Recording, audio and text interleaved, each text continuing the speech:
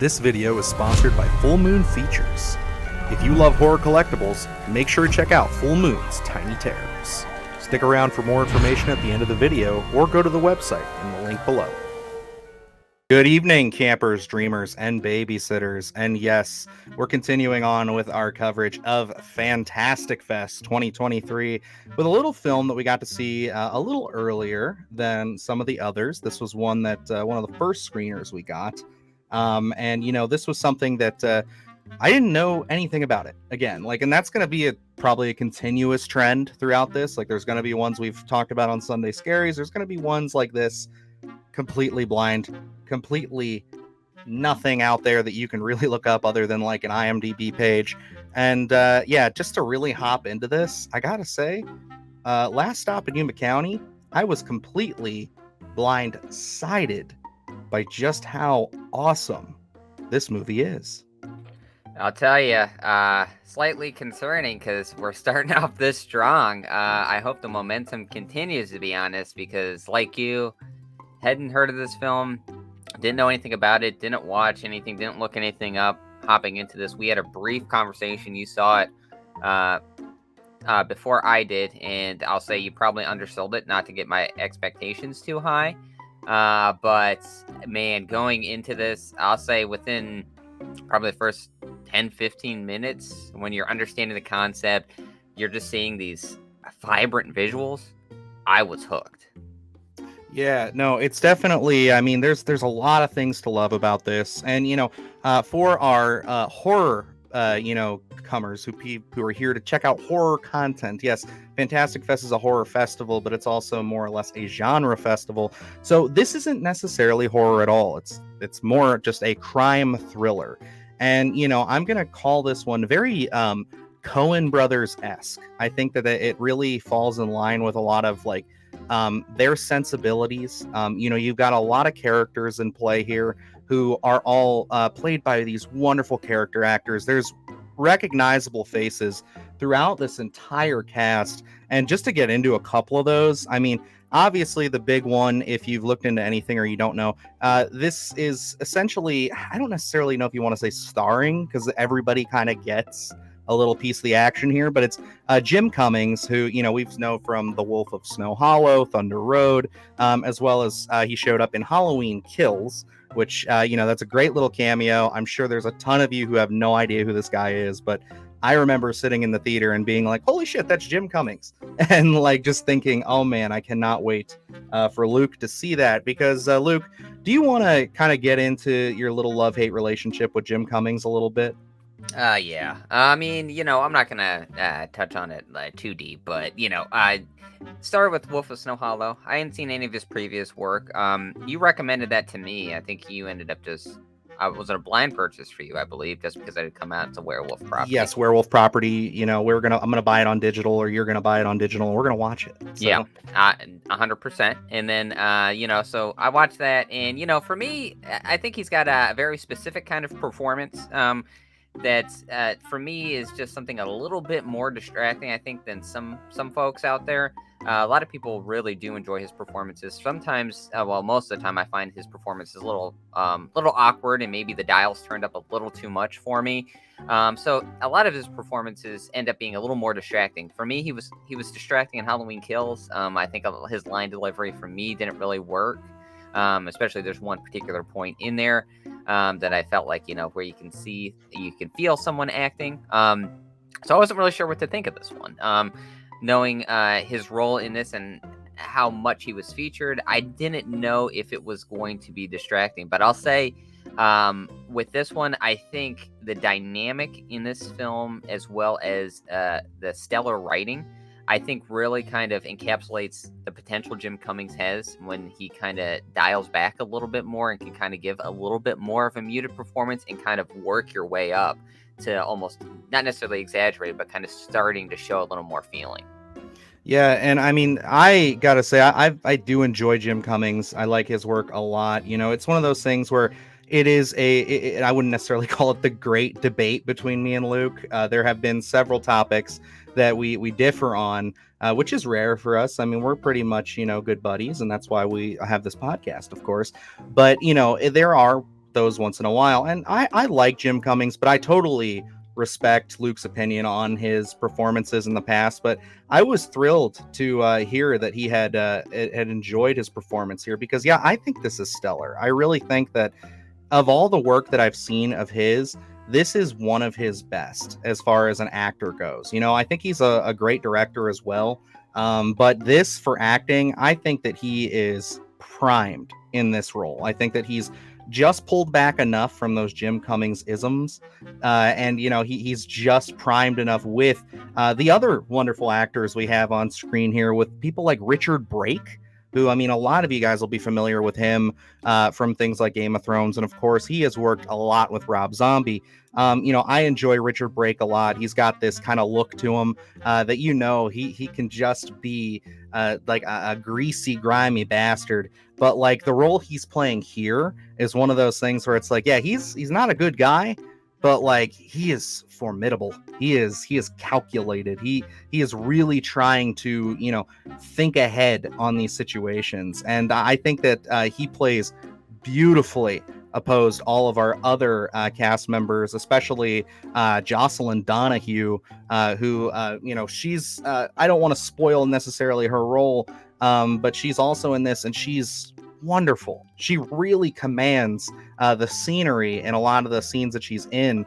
And I think the dynamic between those three, especially early on in the script, just A1, really sets the stage well for what you're getting into. And as more characters pile into this, it just gets more and more intense.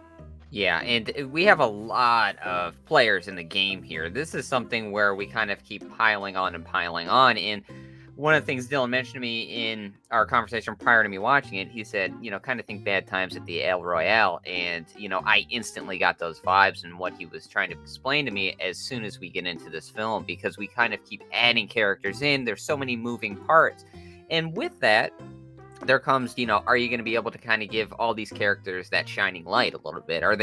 Is it going to be too much? You know, so many characters are going to fall by the wayside and not get developed enough. And there's a true art to that storytelling there, and it's pretty evident here in The Last Stop in Yuma County, where you feel connected to all these characters that are coming in, whether they're, you know, in here for a long stay, brief, whatever. It doesn't really matter how much time they get, because the time that they do get on camera is so rich and so developed in terms of the line delivery and kind of these like little garnishes that they put. You really have to listen to some of this stuff to kind of get a couple of different references. And you can really tell that there was a lot of effort put into the screenwriting and the character development here, because this is a lot of characters in one big space. And to kind of make that not stagnant in a sense, and that goes along with camera movement, technique, and everything. And it is absolutely evident in this film. Absolutely. I agree with all of those points too, especially when it comes to the directing. You know, and, you know, the writer is also the director here. So it's like they go hand in hand. You can tell that Francis Guadalupe had a wonderful idea of how he wanted to portray this film. Like he, and by wonderful, I just mean that he was ready. He knew exactly what he wanted to bring to the big screen. And, you know, I think that he got that. And at least I hope that's what he feels like he got, because it was seriously a joy to sit here and let this movie consume you. Because again, we went into it with probably the best possible circumstances of zero expectations. Really, I think the selling point for us and why we took this screener, at least for me, was seeing Jim Cummings. Because, you know, obviously with Fantastic Fest and us being a horror channel, it's like we love our genre films. We do. We love crime. We love all kinds of films. And we were going to try to watch as many as we could. But this is one of those screeners that I started out with primarily because of Jim Cummings, and because it was just like, okay, let's get this watched.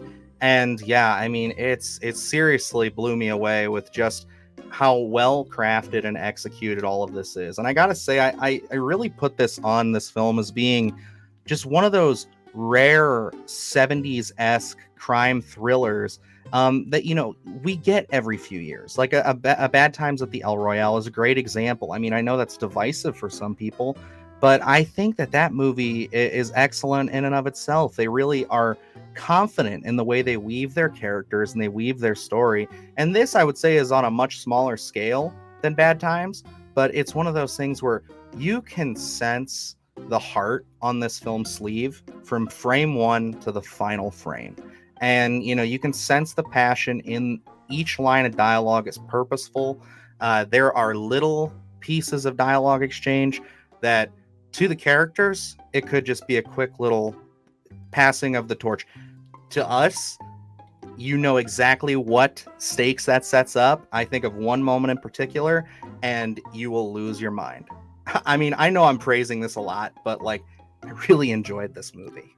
No, yeah, and as we were gonna hop on here, kind of our dynamic is, mention everything you like, and then if there's some negative here that you can kind of put on it, express it. But for me, I'm having trouble finding a negative here, where you said this is a much smaller film.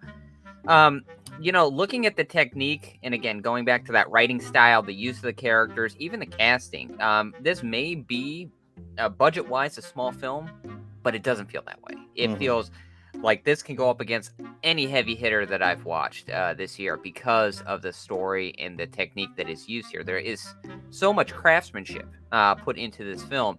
It's something that I know this is going to stick out for me. Obviously, this isn't going to fall into our top horror of the year. This is going to easily fall into my top of the year in terms of films in general because of how well done this was. And again, not these big major players in Hollywood casted in this, but everyone cast in here is meaningful to someone who likes film. I think you're gonna at least be aware of some of these actors. Like, I know you said Jim Cummings. For me, seeing Richard Brake on there was my selling point because Barbarian, although he's only in it for a certain period of time, I think anytime you see Richard Brake in anything, he is going to steal the show. And Michel Abbott Jr. is in this as well. Yes. There's a lot of names, and like I'll even pull it up for us. But yeah, Luke, continue with what you're saying.